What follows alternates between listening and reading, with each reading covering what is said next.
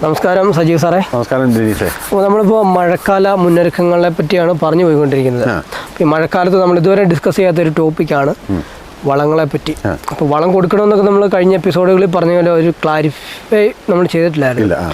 അപ്പോൾ അതിൽ പ്രധാനപ്പെട്ട ഒരു ഘടകമാണ് നമ്മുടെ നൈട്രജൻ അടങ്ങിയ വളം. അത് കൊടുത്തിട്ടുണ്ടെങ്കിൽ അഴുകലുണ്ടാകും, അങ്ങനെയൊക്കെ ഒരു നമ്മുടെ കർഷകരുടെ ഒരു ചിന്തയുണ്ട്. അഴുകലുണ്ടാകും ഒരു ഫാക്റ്റാണ്. എന്നിരുന്നാൽ പോലും നൈട്രജൻ അടങ്ങിയ വളങ്ങൾ അല്ലെങ്കിൽ കുറച്ച് കൊണ്ടുവരിക. അങ്ങനെ നോക്കുമ്പോൾ ഈ കായിക വളർച്ച വേണം, കായ്ക്ക് നീളം വെക്കണം, വലിപ്പം വെക്കണം, തട്ടയ്ക്ക് വളർച്ച വെക്കണം, എല്ലാം നൈട്രജൻ വേണം. അപ്പോൾ ഇത് ഒഴിവാക്കിക്കൊണ്ട് നമ്മൾ മറ്റ് വളങ്ങൾ ഉപയോഗിക്കുമ്പോൾ എന്തെങ്കിലും സൈഡ് എഫക്റ്റ് ഉണ്ടാവുമോ, അതോ ചെടിക്കത് മെച്ചമാണോ, കർഷകനത് മെച്ചമായിരിക്കുമോ? ശരിക്കും ഡെനീസെ, നമ്മുടെ ഈ പറയുമ്പം എല്ലാവരും വില്ലനെ കൂട്ട് കാണുന്നൊരു കാര്യം നൈട്രജനാണ് ഏറ്റവും കൂടുതൽ അന്തരീക്ഷത്തിൽ നമ്മൾ ശരിക്കും ഭൂമിയിലൊക്കെ ഒരു 70%. ശരിക്കും നമ്മൾ വില്ലനായിട്ട് കണക്ക് കൂട്ടുന്നെങ്കിലും ശരിക്കും ഒറിജിനൽ ഒരു നായകനാണ് ഈ നൈട്രജൻ.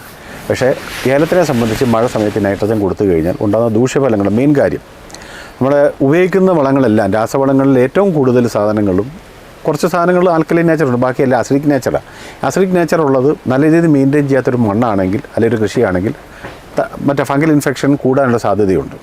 അങ്ങനെ വരുമ്പോൾ നൈട്രജൻ അങ്ങനെ ഒരു റോളാണ് ഉള്ളത്.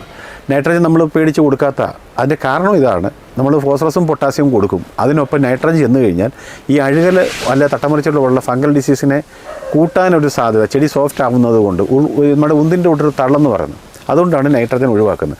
എന്നാൽ നൈട്രജൻ ഒഴിവാക്കിയാൽ നമ്മുടെ ചെടിക്ക് വേണ്ടുന്ന, അതായത് ഇതുപയോഗിച്ച് ഗ്ലൂക്കോസ് ഉണ്ടാക്കുക, അമിനോ ആസിഡ് ഉണ്ടാക്കുക, അങ്ങനെ പ്രോട്ടീൻ, ആ ഒരു ചെയിൻ ഉണ്ടല്ലോ, വേണ്ട സാധനങ്ങൾ ഉണ്ടാക്കുന്നതിൽ നൈട്രജൻ റോളും മെയിനായിട്ടുണ്ട്.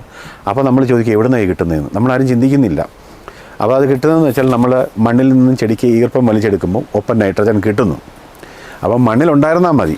എന്നാൽ ഇത് അമിതമായി മണ്ണിൽ കൊടുത്താലും അമിതമായിട്ട് ഇത് കൊടുത്താലും നമുക്ക് ദോഷഫലങ്ങൾ ഉണ്ടാക്കുന്നുണ്ട്. നമ്മളിപ്പോൾ ഒത്തിരി വളങ്ങളുണ്ട്, അതായത് 0.52-34, 0.40-37, 0.30-37, 39-37 എന്ന് പറഞ്ഞ് നൈട്രജൻ ഇല്ലാത്ത വളങ്ങളുണ്ട്. ഇത് കൊടുക്കുമ്പം എല്ലാവരുടെയും മണ്ണിൽ നൈട്രജൻ ഉള്ളതുകൊണ്ട് കുഴപ്പമില്ലാതെ പോകും. അപ്പോൾ നമ്മളിത് പറഞ്ഞു വന്നു കഴിഞ്ഞപ്പം ശരിക്കും ഗ്ലൂക്കോസ് വന്നു കഴിഞ്ഞാൽ ആ ഗ്ലൂക്കോസ് അമിനോ ആസിഡായിട്ട് കൺവെർട്ട് ചെയ്യും. ഇത് 20 അമിനോ ആസിഡ് വേണം. ഈ 20 അമിനോ ആസിഡ് ഉണ്ടെങ്കിലാണ് നമ്മുടെ ചെടിയുടെ മറ്റ് പല പ്രവർത്തനങ്ങളും ഏകോപിപ്പിച്ച് പോകുന്നത്. അതിനകത്ത് നമുക്ക് ഇപ്പോൾ പറയാനുള്ളത്, അമിനോ ആസിഡ് എല്ലാവരും ചെയ്യുന്നുണ്ട്. നിങ്ങൾ അമിനോ ആസിഡ് ചെയ്യണം, നല്ല കാര്യമാണ്. അതായത് ചെടിയുടെ പല പ്രോസസ്സിനും, അതായത് ചെടിയുടെ വളർച്ചയ്ക്കും കായയുടെ ഉൽപ്പാദനത്തിനും വേരിൻ്റെ വളർച്ചയ്ക്കൊക്കെ നമുക്ക് അമിനോ ആസിഡ് വേണം. പക്ഷേ ഇതിനകത്തിൽ ഇപ്പോൾ നമ്മൾ ശ്രദ്ധിക്കാതെ പോയതാണ്, നമ്മുടെ കാലാവസ്ഥ വേരിയേഷൻ വന്നപ്പോൾ കുറച്ച് സാധനങ്ങൾ നമുക്ക് നഷ്ടപ്പെട്ടു പോയിട്ടുണ്ട്. അതിനകത്തിൽ ഈ അമിനോ ആസിഡ് ഇപ്പോൾ 20 എണ്ണമാണ് നമുക്ക് പറയുന്നത്. ഈ 20 അമിനോ ആസിഡിൽ ഈ ഗ്ലൈസിന്, ഗ്ലൂട്ടാമിക് ആസിഡ്, ഗ്ലൂട്ടാമിൻ എന്ന് പറഞ്ഞ കുറേ കാര്യങ്ങളുണ്ട്. ഇത് ശരിക്കും സൂക്ഷ്മമായിട്ട് വെയിൽ ഉണ്ടെങ്കിൽ പോലും, അല്ലെങ്കിൽ നമുക്ക് ചില മൂലകങ്ങളുണ്ട്, അതിൻ്റെ ലഭ്യത ഉറപ്പാക്കുന്ന സാധനങ്ങളായത്.